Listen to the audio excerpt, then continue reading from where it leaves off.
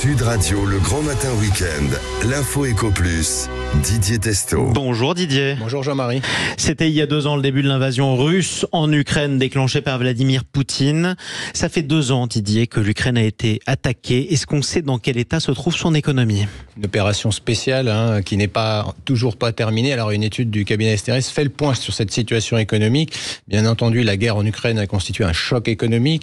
Alors peut-être moindre que ce qui avait anticipé, c'est pas le paradoxe, c'est que la croissance russe a été plus impactée par la guerre et les sanctions qui en ont résulté, que la croissance européenne, par exemple, par l'envolée des prix du gaz. En tout cas, c'est cette analyse d'Asterès. Dans l'ensemble, il faut dire quand même que toutes les économies, y compris l'économie ukrainienne, se sont révélées adaptables. La Russie a largement contourné les sanctions. On avait eu l'occasion d'en parler et on va en reparler dans quelques instants. Durant ces 2 années, l'Union européenne a diversifié de son côté ses approvisionnements de gaz et l'économie ukrainienne parvient à se maintenir à flot. Alors Didier, si on revient à l'économie ukrainienne, le choc a été cataclysmique. Un choc très violent, un effondrement du produit intérieur brut dans le pays très fort. En 2022, le PIB s'est effondré de pratiquement 30%.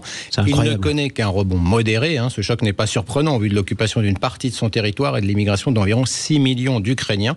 Et d'après les prévisions du FMI, en 2025, le PIB ukrainien serait toujours inférieur de 20% par rapport à son niveau de 2021. Mais il faut attendre, bien entendu, l'issue du conflit. Exactement, d'autant plus qu'une bonne partie de la population active est sur le front.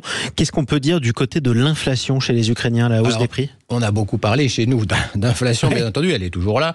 L'économie ukrainienne, elle, ça a été encore plus impactée par les conséquences de la guerre, avec 20% en 2022, comparé par exemple aux pratiquement 14% en Russie et 8,4% sur la zone euro. Alors il y a eu l'envolée des prix du gaz, désorganisation des flux commerciaux pour les économies, c'est l'Ukraine qui a le plus souffert. Et l'économie ukrainienne s'est fortement contractée. Le PIB ukrainien, donc comme la production industrielle, se situe après 2 ans de guerre à un niveau pratiquement 30% inférieur à 2022. Allez, maintenant on va parler de la Russie. C'est le plus controversé, c'est ce qui fait le plus débat.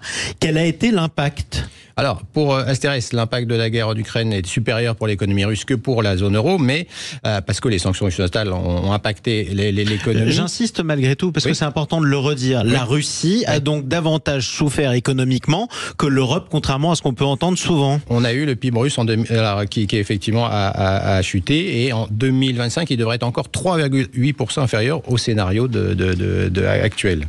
Sans la guerre, justement. Alors Didier, la Russie, quand même, a su se jouer des sanctions européennes. Alors c'est vrai que Vladimir Poutine a pu dire que l'économie russe était en pleine forme et avait la croissance la plus rapide d'Europe. Le Fonds monétaire international, là c'est un organisme sérieux, a indiqué la solidité de l'économie russe, qui a même relevé ses prévisions de croissance. Bon, il faut rappeler quand même en mars 2022, le rouble russe s'était effondré et des valeurs comme Gazprom dans le gaz avaient chuté considérablement, 97%. La Russie a transformé son économie en une économie de guerre mobilisée.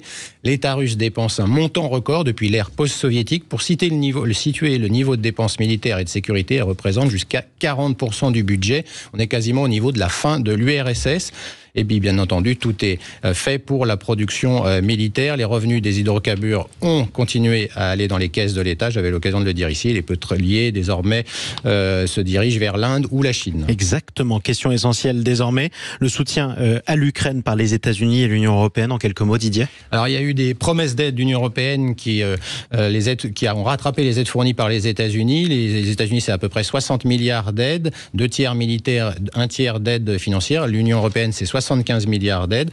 Et puis, il y a pratiquement, on devrait prévoir pour l'Europe 140 milliards, mais nous sommes déjà fin février. Les regards sont tournés, bien entendu, vers les élections américaines, avec notamment Donald Trump et ses déclarations. Le sujet aujourd'hui, c'est de savoir, est-ce que cette aide américaine va continuer vers l'Ukraine ? Vladimir Poutine, le président russe, une interview, a déclaré préférer Biden à Trump comme président américain, plus expérimenté, plus prévisible. En tout cas, 2 ans après le début de cette guerre, l'Europe est plus que jamais tributaire de ce conflit. Il n'est pas facile d'envisager les perspectives. Vous savez qu'il y a un sujet sur les avoirs russes bloqués de 300 milliards. Ça serait une escalade financière s'ils étaient bloqués. Impossible de dire à ce stade quelles seront les conséquences économiques. La Russie, elle, ne pourra pas soutenir cette économie de guerre sur le long terme. Pour l'instant, en tout cas, elle a réussi à gagner du temps. Exactement. Merci beaucoup Didier Testo. Je rappelle que toutes vos analyses sont à retrouver sur les réseaux sociaux de Sud Radio et de la Bourse et la Vie TV.